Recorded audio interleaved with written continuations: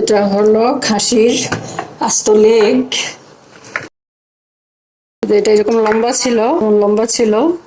এরকম লম্বা তো হাঁড়িতে জায়গা হয় না, সেজন্য আমি একটু কেটে ছোট করে নিলাম।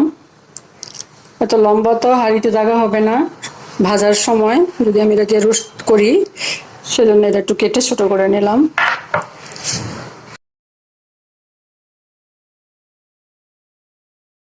আমার এখানে খাসির একটা আস্ত লেগ আছে, এটা দিয়ে আমি রোস্ট তৈরি করব। এখন আমি এটা প্রিপারেশন করে নেব।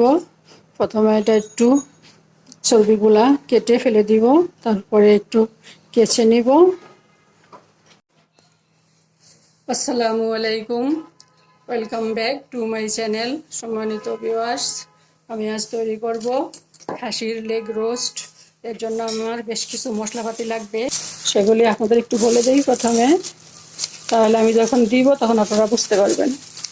এই লেগ রোস্টের জন্য লাগবে আদা রসুনের পেস্ট, টক দই, তেজপাতা, পোস্ত বাটা, শাহি জিরা, কাঁচা পেঁপে বাটা, জয়ফল, জয়ত্রী, এলাচ, দারচিনি, লবঙ্গ, গোলমরিচ, স্টার অনিয়ন একসাথে আমি গুঁড়া করে নিছি। এটা গুঁড়াটা দিলেই ভালো, আস্ত দিলে এটা খাওয়ার সময় কামড়ে লাগে, এটা একটু বিশ্রী লাগে, সেজন্য আমি গুঁড়াটাই ব্যবহার করি।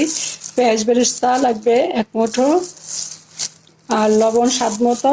আর এখানে আমি টেবিল চামচ 1 চামচ মধু ব্যবহার করব। এই মধুটার জন্য এটার স্বাদ দ্বিগুণ বেড়ে যায়, আপনারাও দেওয়ার চেষ্টা করবেন। এখন আমি মশলাগুলো মেখে এটা রেখে দেবো কতক্ষণ।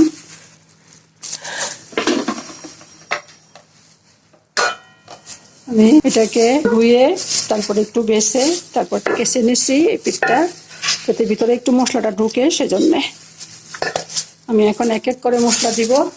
আমি সবগুলা মশলা এই টেবিল চামচে নিছি। আদা রসুনের পেস্ট টেবিল চামচে 2 চামচ দিলাম। আমার লাগবে পেঁয়াজ বেরেস্তা, আমি এখানে পেঁয়াজ বেরেস্তা দিব 1 মুঠো,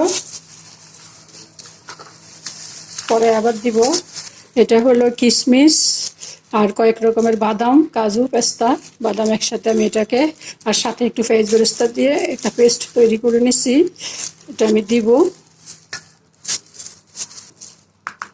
এটা হলো শাহি জিরার পেস্ট। শাহি জিরার পেস্টটা আমি একটু ঘি দিয়ে ভেজে নিচ্ছি, তা না হলে কাঁচা জিরাটা বাটলে এটার মধ্যে একটা গন্ধ হয়, কাঁচা গন্ধটা সহজে যায় না। এজন্য আমি একটু ঘি দিয়ে এই মশলাটা একটু ভেজে নিচ্ছি। এটা আমি দিয়ে দিব 4 চামচে 1 চামচ।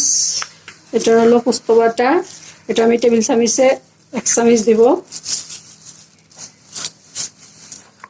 আর দিব কাঁচা পেঁপে বাটা, এটাও টেবিল চামচে প্রায় 2-3 চামচ হবে। আমার আর লাগবে গোটা কাঁচামরিচ, যে আমার এখানে টক দই আছে টেবিল চামচে প্রায় 3 চামচ, টক দইটা দিয়ে দিব তেজপাতা। আর গরম মশলার পাউডার বলতে যা বোঝায় সব ধরনের মশলা এখানে করা আছে। গুঁড়া মশলার মধ্যে যত কিছু থাকে সব একসাথে গুঁড়া করা আছে, আমি এটা দিয়ে দিব 2 চামচ দিব ওটা আমি। আর দিব 1 চামচ মধু।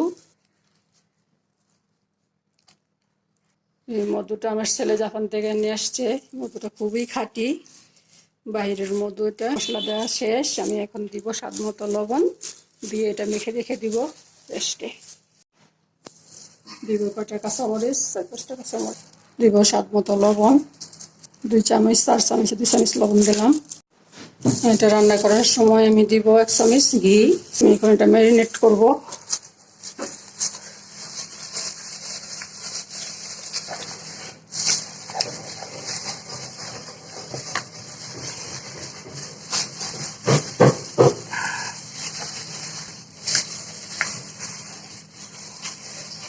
আমি চুলায় হাঁড়ি বসিয়ে দিলাম।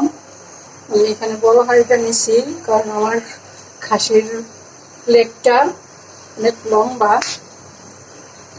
ছড়ানো, জন্য আমার একটু ছড়ানো পাতিল লাগবে। আমার তৈরি কোনো হয়ে গেছে, আমি এখন লেগটা দিয়ে দিব খাসির।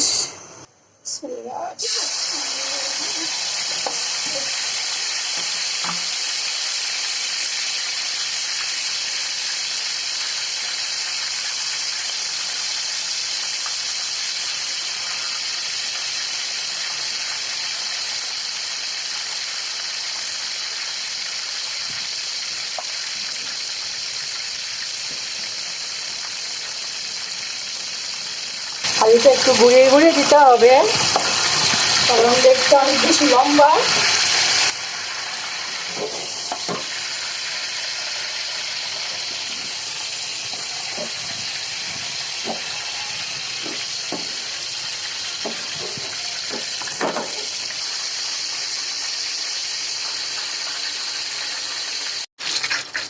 মাঝের মধ্যে একটু নেড়ে ছেড়ে দিতে হবে।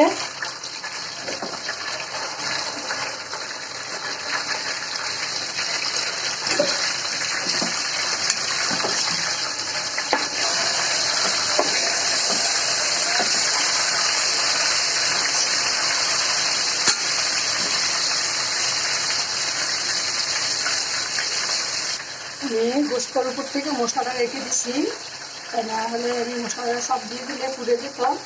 তাও কি লেগে আছে।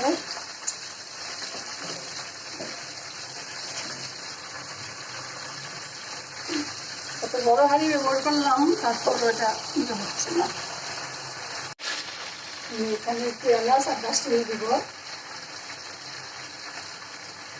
ভাজা গন্ধটা আসবে। এখন আমি একটু পেঁয়াজ দিয়ে দিব। পেঁয়াজটা একটু ভেজে নিব। তাহলে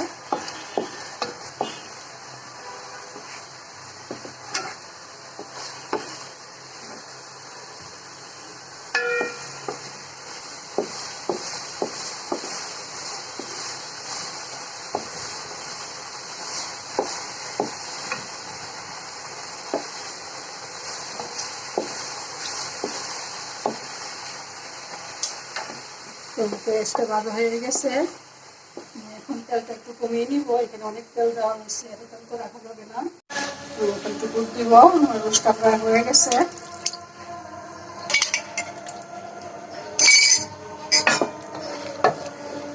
প্রায় 3 চামচ গুঁড়া দুধ গুলিয়ে আমি দিয়ে দিলাম।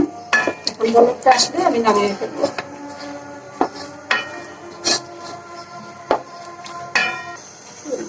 কাঁচামরিচ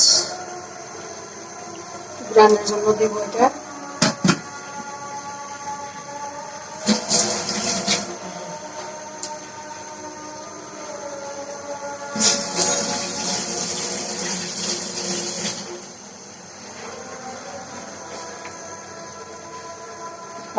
দেখে দিব।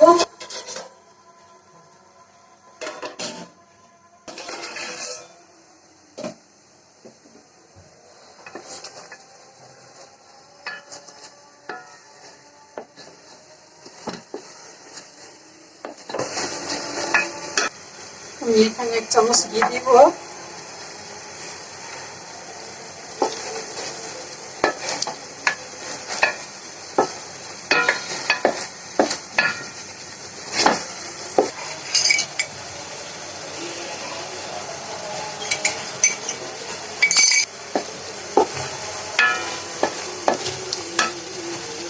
এটা হয়ে গেছে, স্লো অফ করে দিব, নামিয়ে ফেলবো।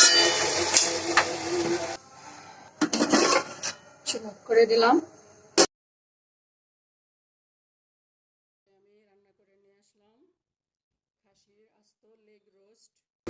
দেখুন, এই যে আমি রান্না করে নিয়ে আসলাম খাসির আস্ত লেগ রোস্ট।